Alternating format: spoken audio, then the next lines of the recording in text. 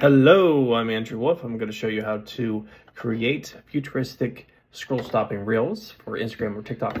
So where we are right now, there's 5 steps, 5 total steps. The first step is that you're going to create an account on Fowl.ai. On Fowl.ai, I typically log in through Google. Okay. It'll be easier to create an account through Google, and you're going to put money on this account. I would put 20. The minimum you can put is $10. Okay, so it won't accept anything less than $10. Anything above $10 you can customize if you want. You can do 50, you can do 20. I would recommend 20. That would give you a minimum of 10 images that you can generate, or videos, videos.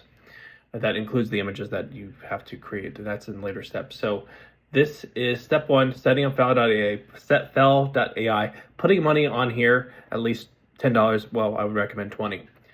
Okay, once you do that, now you're going to step 2. This is where it's total 5 steps.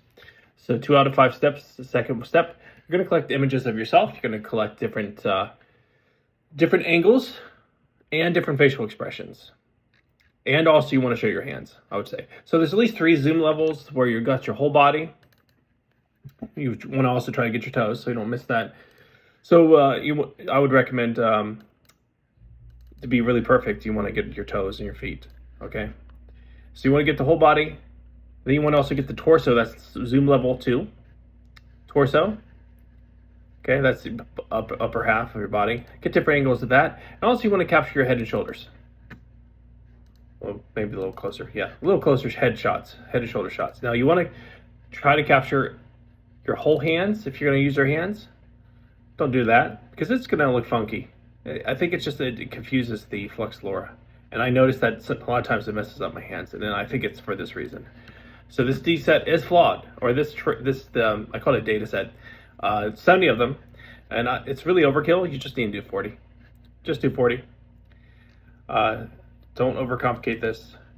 And I try to take a top angle of head and shoulders. Okay. Just try to get as many different angles, different variations. Don't take the same kind of photo twice because it's just wasting your time. Or like this and this. Okay, that's not really any difference here. So don't waste your time taking just photos that are just too similar because it's not really gaining any distinction. Helping the Flux LoRa gain any distinction. That's where you're going to train. You're going to train these images on. So that's step 2. Step number 3 is when you actually train Flux LoRa. And then right here, you're going to, oh, come on, I can get to there you go. Flux LoRa fast training on Fowl.ai. This is where you're going to upload all your images. You got all your images, you can select everything. Hold on, because you could click on that, do shift, select everything, and then just, this is my Windows. I don't know how exactly it is for Apple, but that's how you would just upload the images. I tried zip file, it didn't work for me. Maybe it'll work for you. Trigger word, that's very important, very important. I use AI Wolf Unique. This is what you're gonna use to identify you in the photo. So whenever you prompt Flux to give it prompts to generate images, you're gonna need to use this word to refer to yourself. This is your unique name. Make sure it's unique. You don't want to end up like, say, Alex AI, because I bet you plenty of people use that on here, and you'll end up blurring your images with theirs, and you'll start looking funky and weird and wondering why that happened. Make sure you have something very unique. It could be something like Jibber Jabber, Jibby Jabber Jabber, or just something you can remember. Preferably something that's unique and you can remember. Okay, or at least copy and paste and put it on a sticky note so you know where it is at all times, so you can use it again.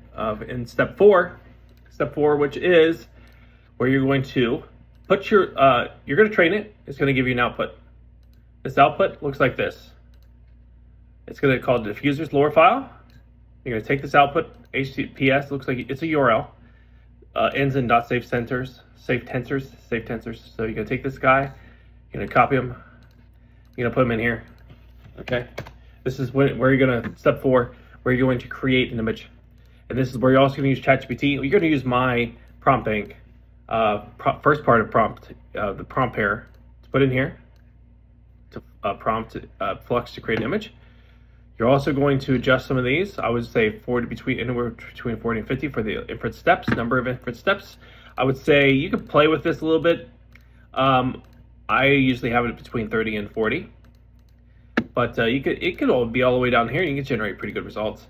I still have trying to figure out exactly what this says. And if you read it right here, you see that it's a how close you want the model to stick to your prompt. Okay, so the default value is actually 3.5, but it goes up to, I think, 35. And this one goes up to 50 for the number of inference steps. But I would say I typically keep it around 30, 31. You can change that. Again, you can get pretty good results with that, even if it's as low as 10. And I always generate 4 images. I think it's a little more expensive, but it gives you more alternatives, I guess. If you get charged 3.5 cents for every million pixels, so I think about 15 cents for 4 images. If you don't want to get charged that much, do 2 images, 3 images, or just 1. Okay, just to give yourself more alternatives so you can pick one.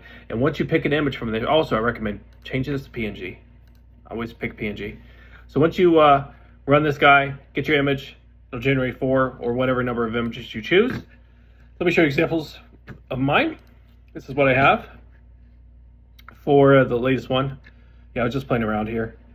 I think for this one I have 10 for CFG, 43 for number of inference steps, 1 scale. Okay, scale. I didn't mention scale, but yet scale is important. If you put it all the way up here, it's going to look really bad. It's not going to be at all good. And also, you put it all the way back here, it's going to create a human, but it's going to look not like you. I created a very skinny version of me when I had it all the way over here to the left. But if you have it all the way to the right, it really messes things up. But you need like 1, I would say between 0.7 and 0.1. 0.7 and 1, 0.7 and 1. It goes up to 4. I would say keep it between 0.7 and 1 for the scale. Okay, and again, number of images 4. You can see it's about 15 cents cost me. A lot of them look pretty good. You know, I mean, I don't know about that one, but that was pretty decent. And this one, yeah, I would probably use one of these. Might use this one actually. I don't have 100K of anything yet, but this is a celebratory thing that authority reel that you could use in the future. I would recommend doing that because I'll end up probably using this one right here. So also now we're going to step number 5. Step number 5 is creating your video. That's the end outcome here. So this one right here, this is where you also create a prompt. You're gonna take the image that you made from the previous step, step 4, when you generate images from Flux LoRa, put it into Kling Video version 1.6. Now there are other versions. There's 2.1. There's also a CDance image to video generator. I just stick with this one. It costs $1. Costs about $1. It'll cost you about, it'll cost about a total of $1 to generate an image from this. So you generate 50, it'll be at least 50 bucks, including the 15 cents. I don't know, probably about 55 bucks to generate 50 images. So it's pretty good. I would say this, it could probably be even better, but I would say it looks pretty interesting. Like he's actually looking up, he has some kind of expression like, oh, kind of surprised. Instead of just looking forward like a robot. Like sometimes I get that where he's just looking forward. I'm just looking forward blankly or looking bored. I have to be careful with that. You have to really tell it what to do. Now, when it comes to telling it what to do for the characters like 1000K, you have to really describe what the 1 looks like. It has a little tip at the end, actually you use ChatGPT to help with the prompts, by the way. ChatGPT has these different versions of Kling Prompter and Flux Prompter. So, for example, Flux Prompter right here, this is for the Flux for generating images. It'll help you, it's specialized for this. So it knows, it won't try to generate an image for you. It'll just give you the prompt for you to generate an image in Flux LoRa. This right here is for Kling. You can see that I've been using them. For Kling, you can see right here, it gives you very detailed ones. And it even explained to me why it wasn't, you can't just say 100K in neon blue or neon violet. You have to be very descriptive of each character. So Kling is not designed to be, print or make videos of characters so much as more dynamic motion and stuff like that. So you really have to describe what it looks like. And that's what this thing does, why it's a little longer. And negative prompt. Negative prompt is also very important. You have to make sure you tell it what not to do. So you just include cartooning motion, which means If it's a negative prompt, it won't do it. Okay. Now, this is another one. I'm going to show you Seedance. It's cheaper. It's about 60 cents instead of $1. I would say that's a very good one. I used a few of these. It's the issue is that the image quality is low. It's not as good. I don't think the image quality is as good. I can show you some examples here. So right here, that's pretty fun right here. Very CGI though, right? You can tell it's very CGI. Clay can create a little more, I don't know, fluid, more realistic graphics, I think. But this is still fun. You could still I could still probably use this. Just, you know, my AI twin being educated by advanced alien race by a hologram, learning geometry or something like that. Geodesic domes, I don't know. And also this right here, see, this is sometimes it messes up. You see that? It made me Asian. Maybe Asian. And then, oh yeah, then you just turn around really weird. So it doesn't always work, okay? Sometimes you might have to do multiple prompts. I would recommend, though, you do most of your experimentation with the image. The image is crucial. Getting the image right, because it's an image to video generator, that's the most important part. And so you will reduce, you don't want to experiment too much with this. I would say just do 2 at most. Although you can see I did more than 2 attempts because it's $1 for each one, unless you have more money to spare, okay? That's wasted money. I'm not gonna be able to use this. No, I can't see a scenario where I'm using this. I'm not gonna do anything with Squid Game, so I'm pretty, all right. So, yeah, that's it. You're going to generate these images. Now, when it comes to beyond that, step number 6, when you actually create the reel, that means hook text that you put over it, the body of the text that for the Instagram reel or the TikTok text, that goes beyond, that's beyond the scope of this product. I'm just teaching you how to create really cool visuals. And the bigger strategy is still important for you to really go viral and for you to really grow. But it's really also 50% at least, I think, to have a really compelling, unique, branded visual. This is really the visual hook. This is the visual hook to grab people's attention. No, not all of them, 100% of them are, I noticed that on my Instagram reel, on my Instagram, are 100% grabbing attention. Most of them are.